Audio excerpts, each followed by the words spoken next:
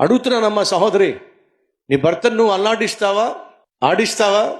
Sit అంటే sit అంటే చాలు, లేచి కూర్చుంటాడా, లేచి నిలబెడతాడా? అడుగుతున్నా, నువ్వు ఆదరించే భార్యవా, అల్లాడించే భార్యవా?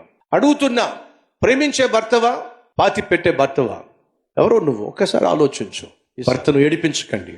ఉద్యోగం లేకో, ఆర్థికంగా స్థిరత్వం లేకో, పరిస్థితులు బాగోకో, సడన్గా ఆరోగ్యము దెబ్బతిన్నా, నీకున్నటువంటి బిడ్డలకున్నటువంటి అవసరాలు ఒకవేళ తీర్చలేనటువంటి స్థితికి చేరినా, భార్యగా నువ్వు అర్థం చేసుకుంటే నీ భర్త ఆయుష్ పెరుగుతుంది.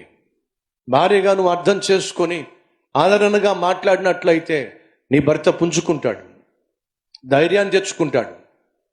ఇలాంటి భార్యను, ఇలాంటి బిడ్డలను నేను కష్టపడైనా, ప్రయాసపడైనా, ప్రాణం పెట్టైనా పోషించాలి, ప్రేమను పంచాలి అని చెప్పి పరుగులు తీస్తాడు.